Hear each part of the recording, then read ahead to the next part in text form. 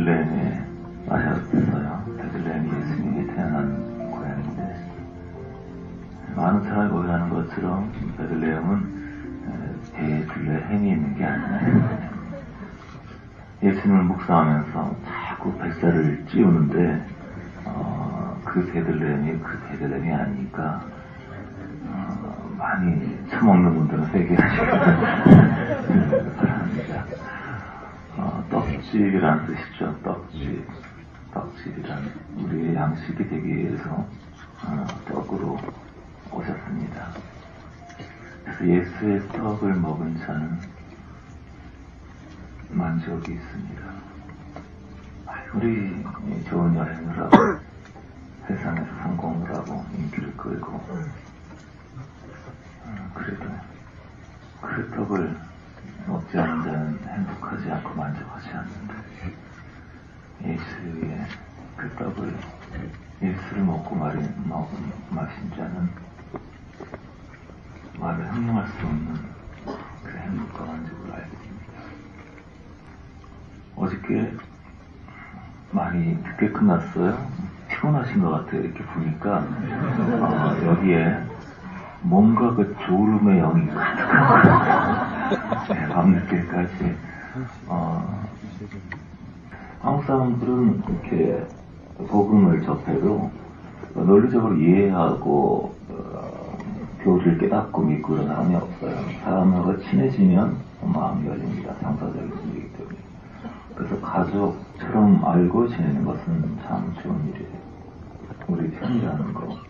그래서 언니, 오빠, 형님, 누나 할 때 뭔가 이렇게 가슴이 포근해지죠. 기독교는 행위가 아니에요. 관계입니다. 그 아브라함이 바로에게서 이제 아내를 누이라고 사기치고 돈도 많이 재물도 얻고 그리고 그냥 목숨도 부지하고 그렇게 됐는데 나중에 바로가 알고 나서 막 혼내죠. 너 그렇게 믿는 사람이 거짓말하면 되냐? 막 혼내. 근데 아브라함이 그럼 어떡하냐? 넌 인마 세잖아 인마. 어떡하냐? 누가 하고 싶어 그러냐? 나도 쪽팔리게 사는 거야. 그래서 얘기를 하는데 그 상황을 보게 되면 정말 쪽팔린 거는 아브라함이고 또 그 부전자전이라고 이 자식도 그 짓을 하네. 쪽팔린 거는 아브라함 이삭인데 작살난 거는 바로예요. 성경이 일리도덕이 아니라는 겁니다. 부족한데 아브라함과 이삭은 하나님 편에 서 있는 사람이에요. 주님의 길. 우리 가족이 운동하는 수인데 막 달리기를 해요. 그러면은 저 사람이 잘하고 못하고 생각하지 않고 걱정을 합니다. 저 사람이 우리 가족이라면은 그걸 판단 정지 안 하죠. 힘들겠다고 괜찮냐고. 근데 우리 가족이 아니고 그냥 내가 응원하는 선수라면 저런 바보 같은 자식하고 욕을 할 거예요. 왜 사람들이 행동을 보면서 판단하냐 하면 행위를 보고 조건을 보고 사랑하기 때문이에요. 사람들을 사랑하지 않기 때문이에요. 사랑하지 않으면 항상 이기기를 원합니다. 잘하길 원해요. 하지만 사랑하면 못하면 더 걱정하고 더 염려하고 더 슬퍼하고 내 가족이기 때문에. 가족은 신입사원을 뽑는 거와 다르죠. 못할수록 더 귀히 여기고. 하지만 우리가 사랑하지 않다면 잘하는 것을 항상 요구할 거예요. 당신 돈을 더 벌어와야 되고 너희들은 공부를 더 잘해야 되고 당신은 더 상냥해야 되고 항상 요구하고 그렇지 않으면 우리 잔소리하고 비난할 거예요. 그것이 은혜와 율법의 차이예요. 우리는 사람들을 은혜로 대하고 있는가 아니면 율법으로 대하고 있는가. 내가 못하더라도 불쌍히 여겨주기를 바라는 그 기준 잣대를 사람들에게 대하고 있는가. 이것은 그 사람이 은혜를 얼마큼 받았는지 통해서 결정되는 겁니다. 하나님의 무한한 은혜를 많이 받은 사람은 남은 장지할 수가 없어요. 남에게 화낼 수가 없어요. 나는 더 심한 사람인데 하나님 용서를 받았기 때문에 사람들을 판단하고 정죄할 겁니다. 우리 행위가 아니라 우리 자체를 불쌍하게 보시고 주님의 은혜를 베푸셨습니다. 그 은혜를 항상 기억합시다. 크리스마스는 최고의 은혜의 날입니다. 우리가 아무 즐거워할 일이 없다 하더라도 주님이 우리를 위해서 오신 그 사실을 기뻐하고 감사하십시다. 크리스마스 찬양하기 전에 이 찬양 먼저 하고 싶어요. 내 간절한 한 가지 소원, 예수. 여러분의 마음속에 예수님에 관한 가장 소원이 있다면 여러분은 성공자입니다. 불타오르는 갈망이 있다면 여러분 성공자입니다. 그러나 아직 예수님보다 예수님의 주시는 선물에 관심이 있다면 여러분은 실패자입니다. 성공과 실패는 소유와 재능과 환경과 어떤 것도 상관이 없습니다. 예수 그리스도를 갈망하시니까 오직 이것이 기준입니다. 주님, 당신 한 분만이 나의 소원입니다. 이것을 찬양하고 기도로 고백하면서 시작했으면 좋겠습니다. 우리를 향한 예수님의 눈은 항상 우리에게 보면 생수의 강이지만 그분의 눈에서는 쉴 수 없이 눈물이 흘러내립니다. 우리 한 사람 한 사람 하면서 쉴 수 없이 계속 눈물을 흘려내려요. 우리를 사랑하고 가까이 하고 싶어서입니다. 그리고 그 눈과 마주치면 우리도 똑같이 쉴 사이 없이 눈물이 흘러내리게 돼요. 인생의 목적이 하나님 목적에 가까이 나아간 것이 뭐냐 하면 그리스도를 향한 간절함이 미칠 듯이 증가되는 것입니다.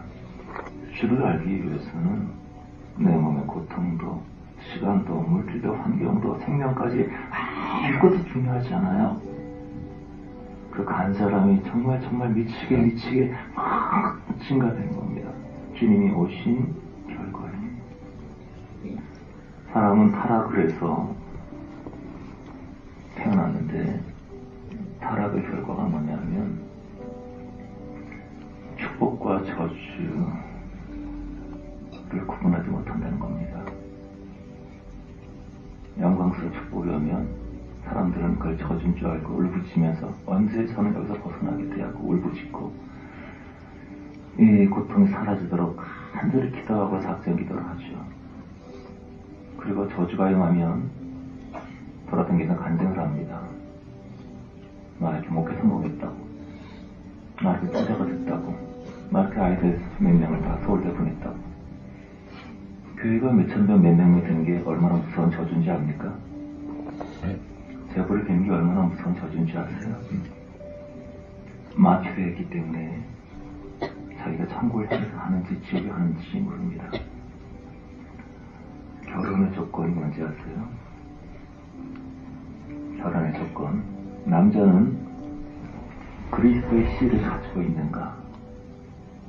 여자는 그리스도의 씨를 받을 수 있는가? 잉태할 수 있는가? 이것이 결혼의 조건이에요. 학벌, 외모, 돈 이런 거 다 웃기는 얘기고요. 그거는 이제 세상 사람이 한 얘기고. 그리스도의 씨를 가지고 있는가, 남자가. 그리스도의 씨가 뭔지 아세요? 씨. 씨란 사상을 말하는 겁니다. 씨 뿌린 비유, 씨는 복음이고 사상이죠. 하나님 사상. 그리스도의 씨란 뭐냐 하면 그리스도의 사상 체계처럼 말합니다. 세상에는 두 가지 사상밖에 없어요. 그리스도의 씨와 사탄의 씨. 간단하게 얘기하자면 그리스도의 씨는 외로움과 고난과 고통의 길입니다. 사상입니다. 그리고 마귀의 씨는 뭐냐면 성공과 상품과 부유함의 사상입니다. 삼박자 구원, 긍정의 힘, 적절 사고방식, 상품, 이런 사상으로 인하여 지옥 가는 거예요. 악행으로 지옥 가는 것이 아닙니다. 그리스도가 이 땅에 오셨을 때 저주받고 초라한 길을 오셨어요. 왜 사람들이 평생 예수를 찾으면서 예수 못 만난지 아십니까? 모태신앙이고 멧돼지만 먹고 금식기도를 몇 번 했고 내가 장로고 목회를 몇 년 했고 내 교회가 몇천 명 몇만 명 모이고 맨날 이거 하고 자랑하면서도 예수를 만나지 못하고 거듭나지 못하는 이유가 뭔지 아세요? 그리스도 씨가 아닌 세상의 씨, 마귀의 씨를 배웠기 때문이에요.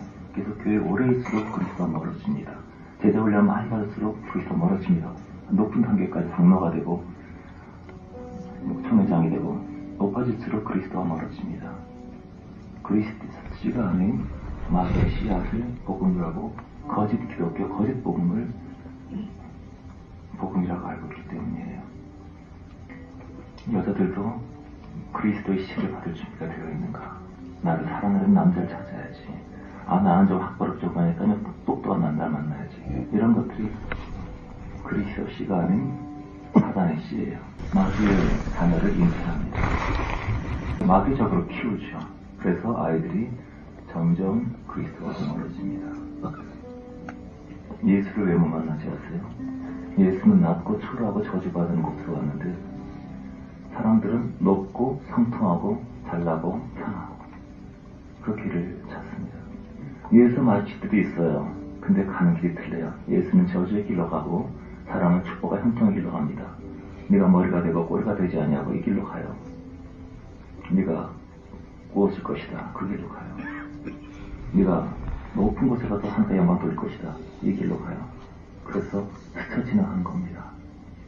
형통의 길로 가는 멸망으로 빠져가는 사람들과 고난의 길을, 고통의 길을 기쁨으로 가는 그리스도와 외로운 길로 가는 불 꺼진 창으로 가는 그리스도와 하나는 파티장으로 가는 그리스도인들, 그래서 서로 어긋나면서 처음 예수 믿을 때는 신선하다가 오래 믿고 직분을 받고 목사가 되고 청회장이 되고 장로가 되고 하면서 점점 성령을 해방하고 예수를 못 받는 존재로 쓰여지게 되는 겁니다. 그 시작은 기독교 사상이 뭔지 모르기 때문이에요. 세상의 사상이 뭔지. 왜 고통이 올까요? 하나님이 우리를 저주하시려고. 구원이라는 게 뭔지 모르죠. 구원이라는 것은 이 타락한 세상에서 벗어나는 거예요. 육체는 이 땅에 살지만 내 마음과 영혼이 이 세상에서 벗어나는 거예요. 마귀가 하는 일은 가난과 저주가 아니에요. 많은 사람이 그렇게 최면처럼 배운 것처럼 가난과 질병이 마귀의 역사가 아닙니다. 마귀는 그렇게 하지 않아요. 마귀는 형통을 주고 물질을 주고 축복을 주고 그래서 웃는 자에 화가 있다. 세상 사상의 핵심이 뭐냐면 웃는 자는 복이 와요. 이것이 마귀 사상의 핵심입니다. 웃는 자는 복이 있다. 예수 사상은 화에서 진저 너희 웃는 자야. 화에서 진저 너희 배부른 자야. 화가 있을진저 너희 사람들이 너희를 칭찬하는 화가 있다. 대종상 시상식에서 1등을 하고 챔피언 벨트 차고 아름다운 밤이에요 하는 자에게 화가 있도다. 이것이 주님의 말씀입니다.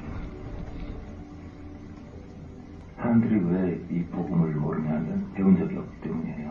그리고 이 세상이 그리스도를 못 박은 원수라는 것을 모르기 때문이에요. 이 세상의 주인 마귀가 아담에게 세상을 넘겨받은 그 주인 마귀가 우리 주 예수 그리스도를 찔러 죽였어요. 근데 그 세상에게서 뇌물을 받고 박사학위를 받고 재벌 돈을 받고 지혜를 받으면서 예수를 죽인 것을 동참하면서 행복하길 바래요. 복음을 모르기 때문에. 지혜자의 마음은 초상집에 있지 잔치집에 있지 않습니다. 고통은 저주가 아니에요. 택하신 백성들이 왜 세상에서 멸시를 경험하고 왜 실패를 경험하고 왜 넘어짐 경험하지 아세요? 이 세상에서 구원하기 위해서요. 나의 길을 이끌기 위해서. 오늘 많은 크리스천들이 거의 대부분의 크리스천들이 정반대로 믿고 있기 때문에 기도할수록 주님과 멀어집니다.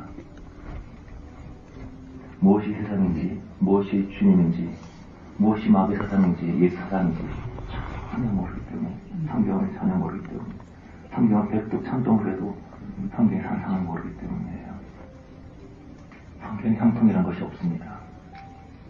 예수가 있을 뿐이에요. 축복이란 것이 없습니다. 예수가 있을 뿐이에요. 마국간에 예수가 왔다. 이게 복음입니다. 그 말에 가장 뛰어난 사람이 있었어요. 왕이 온다고? 우주의 왕이 온다고? 당연히 우리 집에 오겠지. 우리 대궐이니까, 산에 진미가 있으니까, 많은 종들이 와서 수화를 들 수 있으니까 당연히 오시겠지. 아직 안 왔어? 그 왕이 안 왔다고? 당연히 우리 집밖에 없는데 왜 안 온 거야? 저 스리와 창기한테 가지는 않았겠지 설마? 나 같은 사람한테 와야지. 오시긴 오신 것 같은데, 정주에 말하기를. 이 사람 촌으로 들어가시는데요? 그건 가짜야. 그건 왕이 아니야. 별빛이 따라가던데요? 그거 가짜야. 마국간으로, 그거는 사이비가 아니야. 왕은 그런 데 가지 않아. 이것이 지금 현재 기독교입니다. 여러분, 화려한 불빛이 있는 곳에는 예수가 없어요. 사람들이 궁궐에서 예수를 찾아요. 그래서 예수를 만나게 하도록 하나님께서 우리 삶에 고통을 허락하십니다. 고통. 우리 삶에 어떤 사람이든 간에 잘 감당할 수 없는 고통들이 자꾸 한 가지 이상은 있어요. 물질로 고통하는 사람. 또 물질은 아니더라도 또 몸의 질병으로 고통하는 사람. 질병은 아니더라도 또 인간관계로 너무 많이 괴롭힘을 겪고 있는 사람. 가족으로 인해서 아픈 사람. 성격 문제로 어떤 나이가 할 수 없는 것이 최소 한두 가지 있습니다. 그것이 뭐냐면 예수가 오는 길이에요. 축복의 길입니다. 진정한 축복. 그런데 거기서 벗어나려고 막 몸부림을 쳐야 작전기도 하고 축복이 오면 그게 축복인지 몰라요. 저주가 오면 그게 축복인지 알아요. 돌아다니면서 간증한 사람 많이 봤습니다. 얘가 옛날에 이렇게 찌질했는데 이렇게 한심히 있는데 주께서 나를 이렇게 높여주셨다고 그냥 부자가 됐고 사업이 잘 됐고 그냥 병도 낫고 나 유명해졌고 저는 그런 간증을 많이 볼 때마다 마음이 울고 싶어져요. 옛날에 당신 그때가 좋았는데 그 찌질할 때 그 왕따당할 때 얻어맞을 때 무시당할 때 내시당할 때 그때가 참 좋았는데 왜 거기서 벗어나서 지금 높은 보좌로 올라가서 자기 영광을 자랑하고 다니냐고. 당신은 지금 저주 가운데 있지. 그게 행복이 아닌데 왜 그걸 간증하고 다니면서 천하의 많은 사람들의 영혼들을 죽이고 있냐. 처음 교회 목회 성장에 마케팅 도입됐을 때 기업의 원리와 똑같이 하자. 고객들의 필요에 대해서 민감하자. 고객이 원하는 것을 주자. 집을 방문하면서 설문조사를 하자. 그래서 기업의 원리를 교회에 도입하자. 그때 많은 목회자들이 반대했습니다. 성령이 운영해야지. 기도로 성령이 역사로 교회가 부흥되지 그러면 안 된다. 하지만 곧 잠잠이 섰습니다. 왜냐하면 기업의 원리를 도입한 교회들이 다 부흥했기 때문이에요.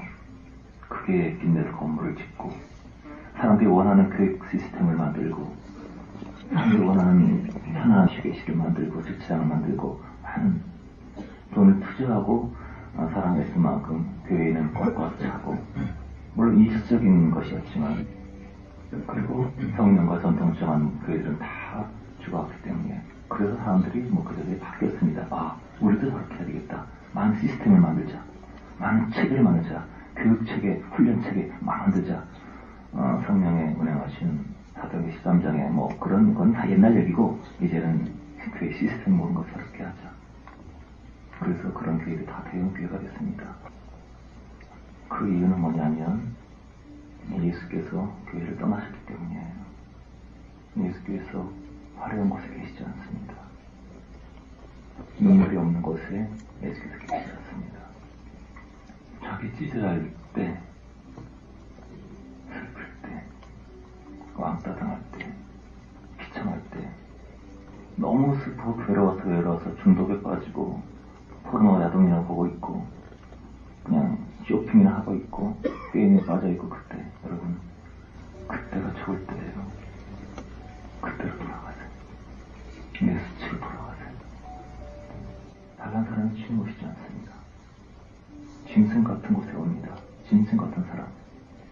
사관에 있을 것이 없습니다.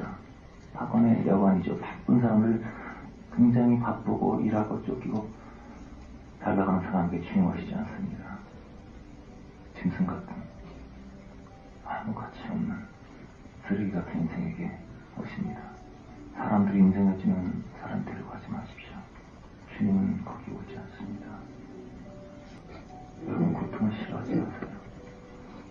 제가 갖고 있는 신앙이라든가 한마디 표현은 저는 고통의 영성이라고 생각해요. 고통의 영성. 말로 표현할 수 없는 기쁨을 참 많이 겪어냈습니다. 이렇게도 사람이 살 수 있구나 하는 정도의 고통들을. 아마 제가 다른 사람보다 기도에서 잘 할 수 있는 것이 있다면, 유일하게 한 가지가 있다면 아마 잘 참여를 거는 겁니다. 저와 다른 사람은 같이 엎어놓고 고통을 줄 때 팔을 자르고 턱부러 자르고 눈알을 뽑고 그렇게 할 때 마지막까지 누가 좀 더 편안하게 미소를 짓고 고통 속에 행복할 수 있는가, 그런 제가 이길 것 같아요. 너무나 많이 겪었기 때문에, 고통으로 밤을 샌다 해서 더 심하기 때문에 깊긴. 그 후에는 영광이 발생합니다. 누구나 작은 십자가를 통해서 죽음을 경험하고 작은 부활을 경험합니다. 주께서 오시는 길이에요. 이 세상에서, 이 세상 체계에서 벗어나는 길입니다. 그래서 여러분 고통을 두려워하지 마세요. 주님이 다 아십니다. 사탄의 역사에서 다 아십니다. 고난이라도 다 아십니다. 고통 속에 머물러 계세요. 고통을 즐기세요. 여러분 핍박하고 칼을 던지고 저주하고 하면 아멘 하세요. 싸우지 마세요. 저항하지 마세요. 언제 나는 편안하게 살까? 언제 나는 이 고통에서 멸시에서 벗어날까? 그러지 마세요. 예수께서 오신 지성소 그 길이에요. 머물러 계세요. 당신은 하나님의 손 안에 있습니다. 머리카락 하나도 하나님의 손 안에 있습니다. 주님 앞에 저항하지 마세요. 고통을 피하지 마세요. 고통을 즐거워하세요. 우리 삶도 죽음도 주님 앞에 있어요. 아무도 죽고 싶다고 죽을 수 없고 살고 싶다고 살 수 없어요. 하나님의 계획과 한계를 지경을 정하셨어요. 주님 앞에 머물러 계세요. 이것을 꼭 기억하세요. 주님은 어두운 길에 계시다는 것, 초라한 길, 낮은 길에 거하신다는 것. 오늘날 세상 사람들 그리스도에 가는 길은 주님의 길이 아니라는 것. 그래서 어긋나서 주님을 만날 수 없다는 것. 주님 길 안에 머물러 있을 때 잘돼 그렇게 기대하지 마세요. 학점 잘 나오고 남들한테 핍박 안 당하고 칭찬받고 이런 걸 기대하지 마세요. 아직 세상이 뭔지를 모르는 사람들, 복음이 뭔지를, 이 세상 마귀 체제와 영계의 전쟁, 천국의 전쟁, 이 체계를 전혀 모르는 사람들, 잘될 거라 기대하지 마세요. 형통 효과 생각하지 마세요. 그 믿지 마세요. 저그 사고방식, 그건 지옥으로 보내는 거짓말입니다. 믿지 마세요. 열심히 하기로 했다고 열심히 애쓰는 게 고통 안 당하려고 하는 거잖아요. 그 믿지 마세요. 속고 있는 길이에요. 하지만 주님 앞에 머물러 있을 때 외롭고 고통스럽지만 한 가지 분명한 사실이 있습니다. 행복해요. 주님이 가까이 오십니다. 행복해요. 주님의 영광이 가까이 옵니다. 눈물이 쏟아지만 행복해요. 온 세상이 저주하지만 행복해요. 온몸이 부서지게 아프지만 행복해요. 주님의 황홀함과 영광과 그 아름다움이 몸과 영혼을 덮어요. 우리 바다를 덮으시는 그 영광이 덮어버려요. 그 가운데 머물러 있고 주님의 뜻 안에 머물러 있어요. 죽어도 사라지지 않는 기쁨으로 세상에 보이는 영광을 쫓아가는 거짓 복음으로 가는 사람들은 너무나 불안하고 초조하고 화가 나고 미워지고 용서가 안 되고 자기 한탄과 연민과 걱정과 근심에 평생도 마귀에 시달리지만, 아니 영원토록 마귀에 시달리지만 바깥 어두운 곳에서, 그러나 주의 부르심 속에서 주의 오신 그 길을 따라가는 사람에게는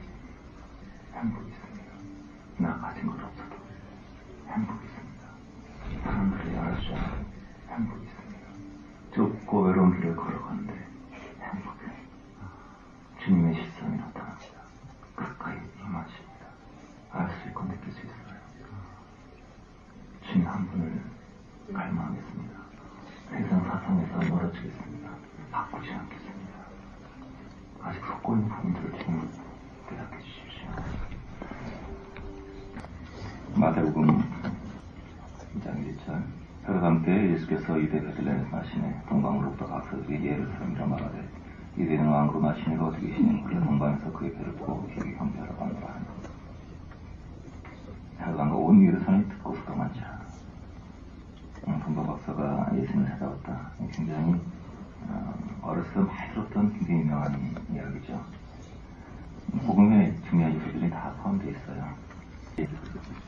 마구간에 예수님이 오셨다는 거. 사관, 우리가 많이 하는 찬양 중에 그 어린 예수가 누울 자리가 없다. 누울 자리가 없어서 짐승의 곳으로 오셨다. 그분이 머리 쏠 자가 없고 누울 자리가 없는데, 왜냐하면 이 세상은 사탄의 소굴이기 때문에 아담이 하와가 타락해서 이 세상의 소유권을 넘겨줬기 때문에 예수께서 오는 그 순간 그분은 적에게 포착이 되고 그 다음부터 그를 죽이려고 하는 들에게 따라다닙니다. 이것이 세상이에요. 복음을 알려면 우리가 어두운 구덩이에 빠졌다는 것을 알아야 되는데 이 세상의 정체를 모르니까 많은 사람들이 이 세상에서 성공하고 실제에서 하나님께 영광 돌려준다. 이런 그 시스템 속에서 자기 영혼이 점점 어두운 나라로 떨어진 것도 모르고 세상에 내가 처음에 예수님 믿었고 복음 봤을 때는 마음이 신선하고 좋았는데 어느 순간부터 내가 성공도 남에게 부끄럽지 않은 어떤 학벌도 가졌고 그리고 인물질적으로도 여기 있는 상태가 있는데 왜 마음의 기쁨은 예전 같지 않을 것일까. 예전에 뭔가 후련하고 그런 얘기 많이 하죠. 옛날에 못 먹고 못 살고 가난하고 힘들고 당근방에서 정말 어렵게 살았는데 그래도 옛날에 좋았다. 그 사람의 행복은 심령의 영혼을 느끼기 때문에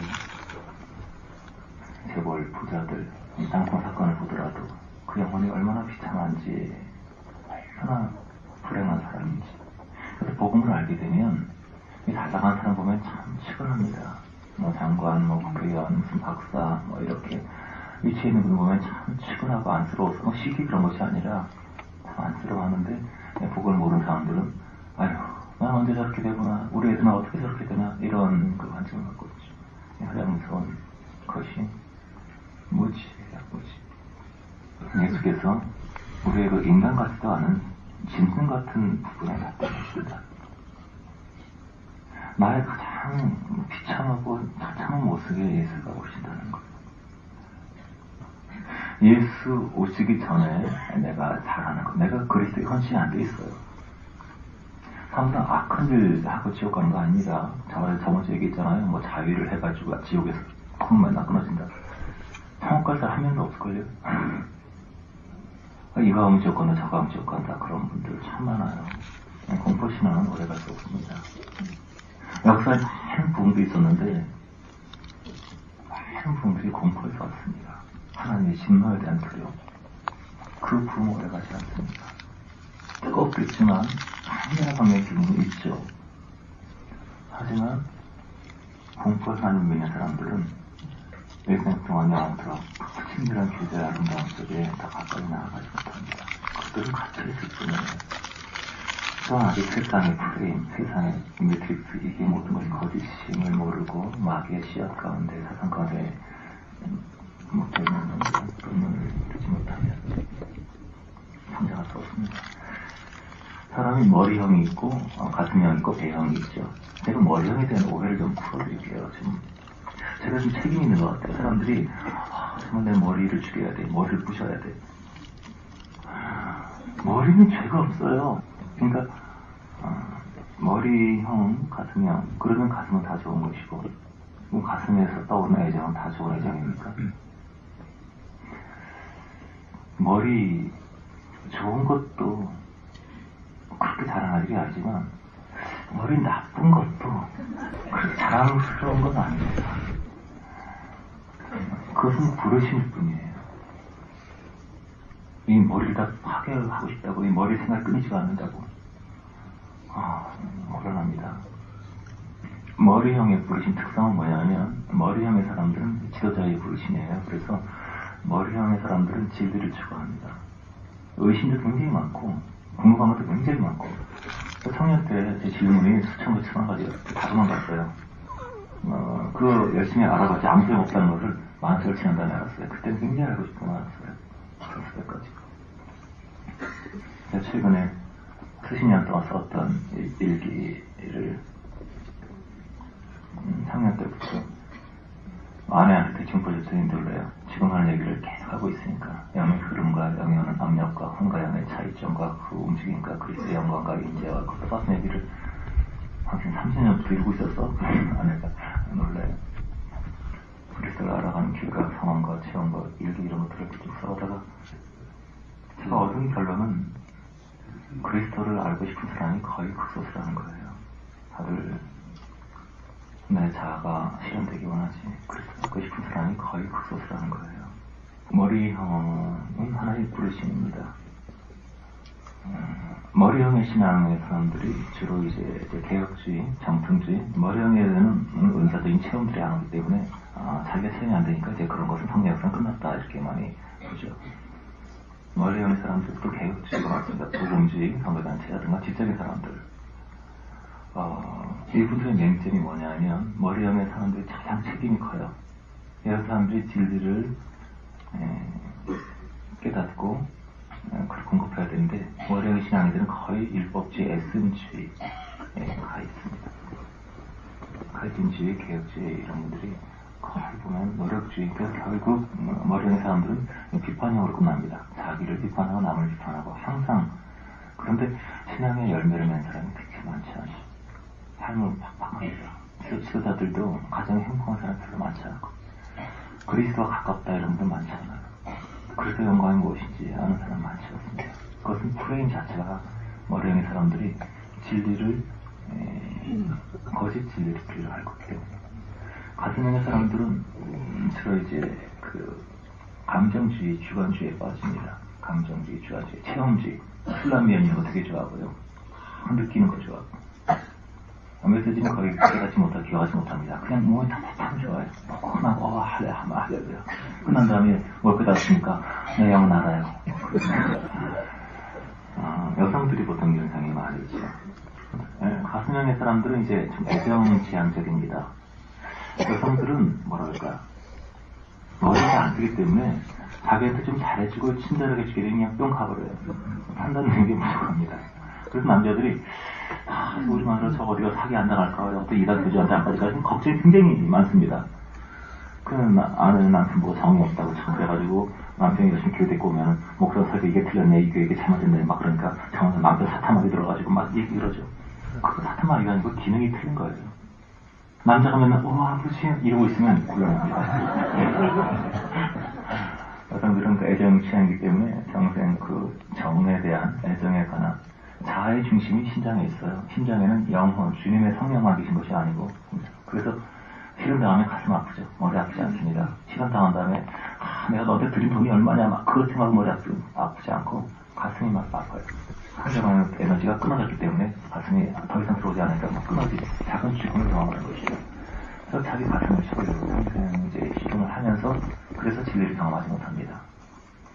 여성들은 주관주의에 빠져 있어요. 그래서 주관주의에 빠져 있다는 것은 상대방 전혀 모르는 겁니다. 이런 얘기 있죠. 어떤 엄마가 학교에 아이가 입학을 했어요. 학교에 입학을 해가지고 선생님한테 얘기합니다. 인사드리면서 저희 아이가 좀 잘 좀 신경 써주세요. 저희 아이가 되게 좀 예민한 아이랍니다. 그렇기 때문에 저희가 아이를 직접 혼내고 막 그럴 필요는 없어요. 저희 아이가 뭐 잘못하면 대신 옆에 애를 혼내주세요. 그 정도만 해도 옆에 애만 조금 때려주시면 우리 아이는 바로 깨닫고 괜찮으니까 그렇게 해주세요. 이런 얘기 들으면 여러분은 어떻게 생각하십니까? 굉장히 무개념이구나 생각을 하죠. 이 엄마가 정말 자기밖에 모르는구나. 그럼 자기의 깨닫다가 옆에를 펴고 참 무개념이구나 이렇게 생각을 하죠. 사실은 그렇지 않습니다. 모든 엄마들은 무개념이에요. 모든 엄마들은 옆에 있는 축구사는 관심 없습니다. 내 애만 잘 되면 돼요. 그러니까 내 혼의 사랑이라는 거, 인간의 사랑이라는 것은 내가 이 사람을 사랑하면서 이 사람 외에 다른 모두를 미워하는 걸 말합니다. 그래서 자기를 사랑하는 사람들은 온 우주를 미워하게 돼요. 자기와 유익이 된 사람만 좋아하게 되고, 그건 다 똑같아요. 자기밖에 모르고 남을 신경 안 쓰는 거. 누가 내 아이를 건드렸다. 그러면 그렇게도 충만하고 성령 충만한 사람이 그 아이를 막 미워하면서 주여 심판하여 주셨다. 그 아이를 살려주고 그렇게 기도합니다.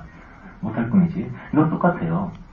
다만 조금 전에 그 사건 같은 거는 뭐냐면은 이 엄마는 무개념이 문제가 아니고 무식한 게 문제입니다. 자기의 그 유치 천박한 수준을 감추지 못하고 드러낸다는 것이죠.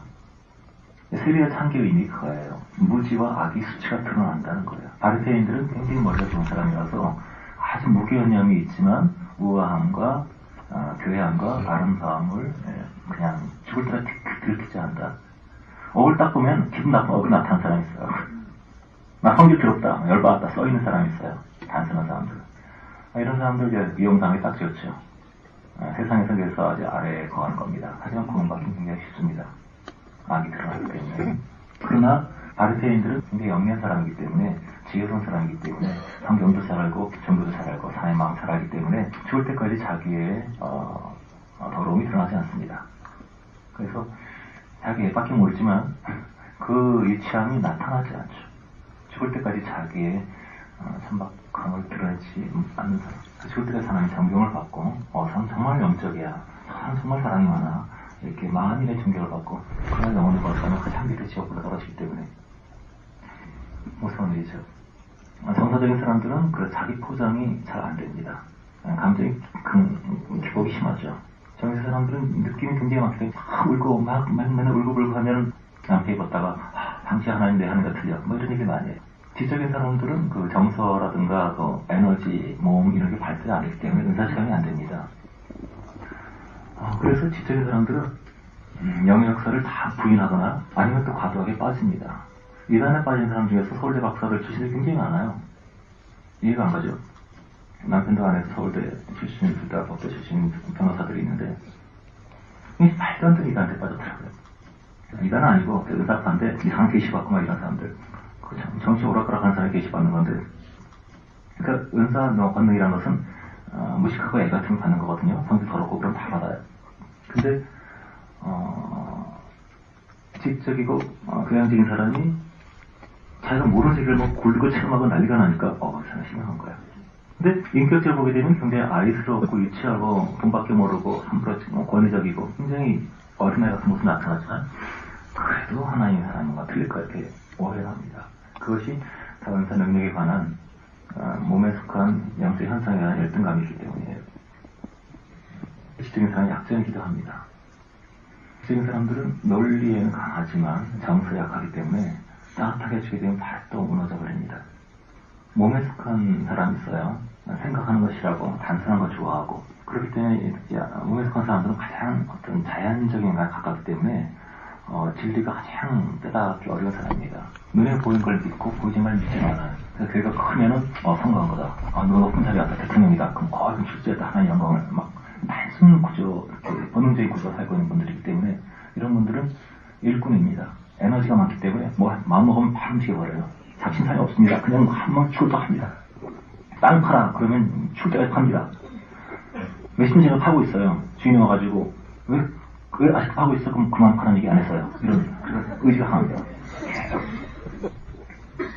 그래서 의지적인 사람들은 힘이 있고 에너지가 있지만은 열정이 있고 그 길을 가지만은 진리와 지혜를 모르기 때문에 머리 지도자의 인도를 받지 않게 되면 열심을 내는 게 살짝 열심히 됩니다. 정서적인 사람들은 막 느끼고 지금 체험하고 막 하지만 진리를 모르기 때문에 기복이 심하고 왔다 갔다 합니다. 그래서 머리가 아빠 역할이에요. 심장은 엄마 역할이에요. 배는 아이 역할입니다. 그래서 이 머리형과 배형과 가슴, 이것은 하나로 된 부르심이고 연합을 해서 간 것이지, 이 머리형은 나쁜 놈이야. 막 머리를 붙여버려야 돼. 몸, 육은 이거 다 죽여버려야 돼. 그러면 심장형의 사람만 남아있으면요, 역사 이루어지지 않습니다. 왜냐하면 심장형의 사람은 느끼기만 하지 움직이지 않거든요. 맨날 느껴요. 버스 기사가 운전하다가 운전을 멈춥니다. 횡단보도에서. 왜 안 가서 이렇게 사냐? 기쁨이 없어요. 난 기쁨이 없어 한 발씩 하지 않을 거예요. 이 극단적인 정서가 굉장히 위험합니다. 그래서 머리가 씨고 씨가 열매 내리는 곳이 심장이에요. 잉태하는 곳이 심장이에요. 그래서 머리의 말씀과 성령, 씨, 호흡 이것이 연합되면 그 다음 몸을 제가 좋아하는 찬양이 날 사랑하는 제 어머니 무릎 위에 앉아서 저는 그 어머니 그러면 그 성령님, 엄마와 같은 성령이 떠올라요. 3이라고 했을 때 사람이 머리가 두 개가 있잖아요. 머리에 속한 성부 하나님 말씀이 있고 그리고 성령께서는 심장, 폐에 관련되어 있습니다. 그래서 성부 하나님과 성령 하나님이 연합됐을 때 하나님의 신은 수면을 명하시더라. 창조에 하나님의 신을 통해서 성령을 통해서 세상 창조하셨다. 하나님의 성령이 영광하셨을 때 그로 인해서 성경이 잉태하고 성령으로 잉태했을 때 예수가 물질화돼서 하나님 나타나시고 그래서 모든 열매는 성령을 통해서 오게 되어 있습니다. 머리형의 사람들은 영에 둔감합니다. 그래서 진리는 있지만은 영의 역사 모르기 때문에 혼자 열매를 믿지 못해요. 그래서 머리와 가슴은 서로 연합해야 되는 것이지 머리는 다 죽여야 되고 가슴은 좋은 거고 그렇지 않습니다. 남자들은 맨날 술 마시고 싸고 음란으로 돌아오니까 남자들 멸종시킵시다. 우리 여자까지 행복하게 합시다. 여자도 멸종됩니다. 동물이 막 강아지가 식물을 막 그냥 뿌리 뽑고 막 그냥 하게 되면 동물이 다 멸종시키면 식물이 살 것 같죠. 식물도 같이 멸종합니다. 동물을 통해서 동물의 배설이라든가 그걸 통해서 같이 생명의 역사를 했기 때문에 그래서 머리형은 나쁘다, 심장형은 좋다. 그렇게 자기의 부르심을 발견하고 자기의 장점과 약점을 발견하고 그 불임 따라 연합을 해야 합니다. 자기의 뭐가 약점인지. 가장 근본적인 죄는 뭐냐면은 머리의 죄예요. 머리에 진리가 분명해야 됩니다. 머리는 진리냐 거짓이냐 이것이 결정됩니다. 머리가 거짓이 되면 그것이 심장으로 내려와서 거짓의 열매를 맺어요. 거짓의 열매가 뭐냐면은 두려움과 불안과 우울증과 초조와 이런 것들이 머리가 망가졌을 때 심장이 같이 망가집니다. 그리고 행위가 같이 망가지죠. 육체가 정욕으로 향하고 세상으로 향하고 쾌락으로 향하고. 그래서 아빠가 망가지고 무능하고 힘없고 하게 되면 엄마가 고생하지 않습니까? 자녀들이 아주 엉망이 되어버리죠. 그것처럼 가장 큰 시작은 진리입니다. 제가 오랫동안 여기서 교회에서 사람들 가르치고 만나고 있지만은 이렇게 제가 전하는 복음의 중심 사상을 깨닫지 못한 사람들은 저를 굉장히 사랑하는데 변화는 안 돼요. 오면은 너무 좋아. 오 마이 갓. 너무 좋아요. 근데 변화는 안 돼요. 여기 떠나가면 똑같아요. 그리만 딱 떠나게 되면 사람이 달라져. 깨달은 역이기 때문에. 이걸 꼭 기억하세요. 거짓 사상이 있으면 거짓 감정이 생기고 그냥 거짓 행위가 나옵니다. 그래서 처음에 진리가 왜곡됐기 때문에 심장과 영혼이 파괴된 거예요. 행위가 잘못된 겁니다. 사람들은 자꾸 거룩해라, 죄를 짓지 말아라, 뭐 자유하면 안 된다, 동성애 잘못이다, 뭐 세상 쾌락, 뭐 끊어라, 개인 끊어라 이런 거 막 하는데 정상적인 씨를 뿌리면 정상적인 영혼의 열매를 맺게 되고 그 행위가 언행 심사가 달라지게 됩니다. 그 시작은 사상이에요. 예수 그리스도 씨. 그러니까 씨앗이 정상적이어야 그 씨앗이 심겨집니다. 예수 그리스도가 복음의 씨앗을 뿌렸는데 길가 밭은 그 새들이 그것을 먹어버렸어요. 씨는 복음의 진리의 사상인데 마귀가 복음의 씨앗을 먹어버렸다고요. 그러면 복음과 성경과 예수를 모르는 것에 끝나는 것이 아니라 거짓 그리스도, 거짓 기독교의 씨앗을 심습니다. 성공 기독교 같은 것이 거짓 기독교예요. 긍정의 힘 같은 거. 거짓 기독교예요. 성공 출세. 마태복음 주님 오신 그 순간부터 복음에 관한 메시지를 그 시작은 마국간에 예수가 오신다는 거예요. 여러분 예수 믿는 거 굉장히 쉽습니다. 변화받고 성령 충만받고 죄에서 해방되고 천국 가는 길 너무나 쉽습니다. 아주 간단한 너무 재미있는 길이에요. 너무 행복하고. 다만 세뇌된 것을 씻어내야 됩니다. 거짓 복음을 씻어내야 돼요. 예수께서 더럽고 추한 곳에 오셨다는 거. 상승 높고 편한 것을 찾아요. 여러분 왜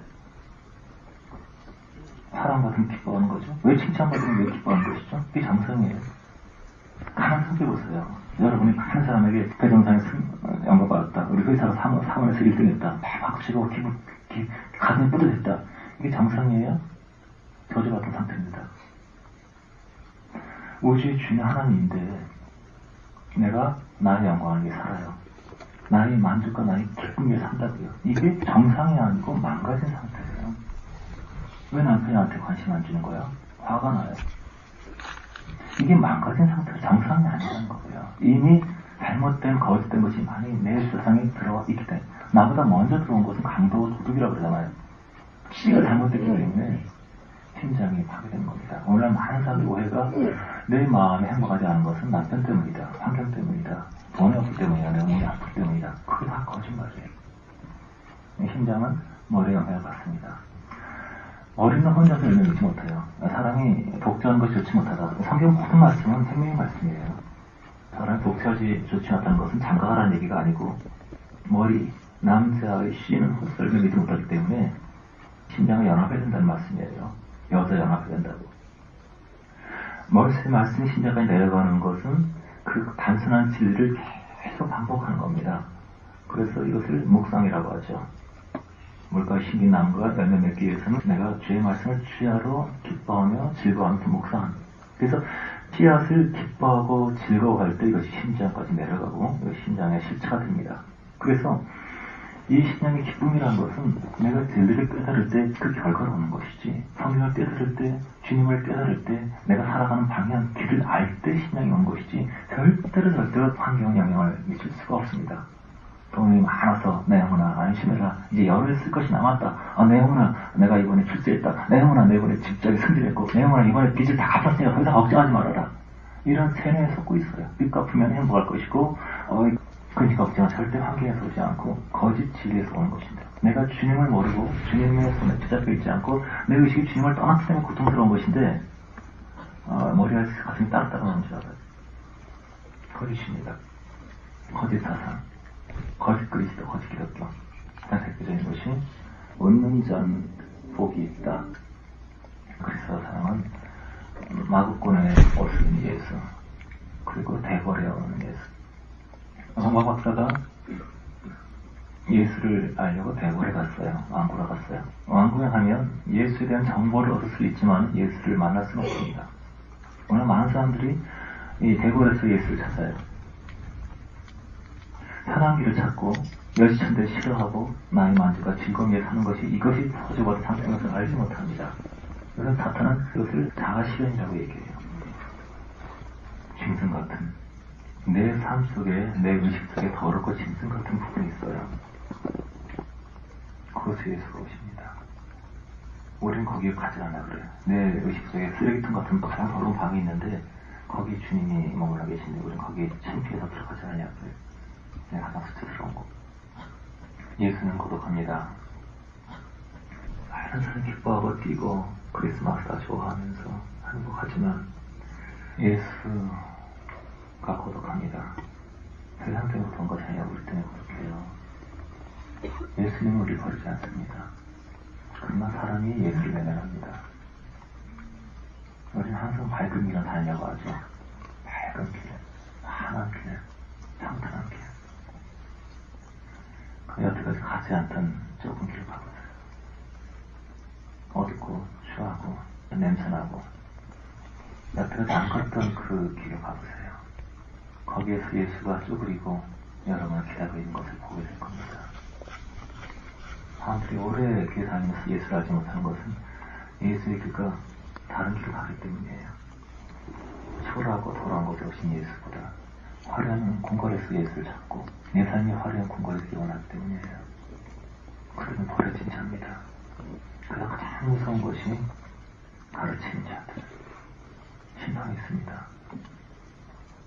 예수님께서 세리찬기 더럽고 온갖 죄 짓고 음란하고 그런 사람을 다 축복했습니다. 그러나 모든 사람이 존경받고 신앙 좋고 정치자들과 엄청나게 저주를 겪었어요. 마태복음 23장 아예 저주의 저주. 얼마나 상식과 들으니까 히틀러와 같은 600만 명을 학살하고 이런 사람이 가장 무서운 지옥에 가는 것이 아닙니다.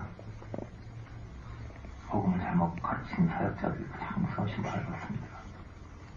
예수를 개인적으로 가까이 알지 못하고 그 영광의 자유를 알지 못한 많은 사역자들이 우리 교회가 커지기 원해요.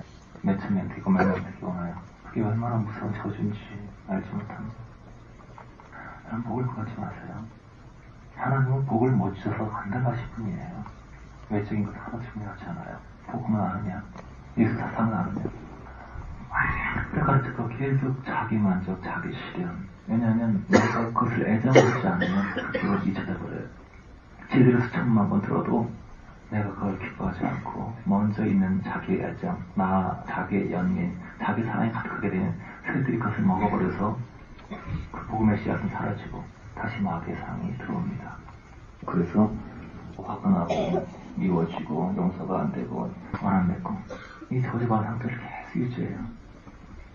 100번, 1000번 들어도 내 자기 사랑이 가득하면 먹지 못합니다. 그때 잠깐 말가 숨어있을 때 거기 사단이 노출되다가 밖에 나간 그 순간에 말에다 그 사랑을 뺏어 먹어 하나도 기억하지 못한 사람이 됩니다. 교사에게도 심판이 있습니다.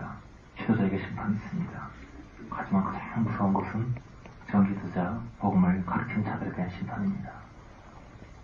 사람들은 절대 죄로 지옥 가는 것이 아닙니다. 무지성에 갑니다.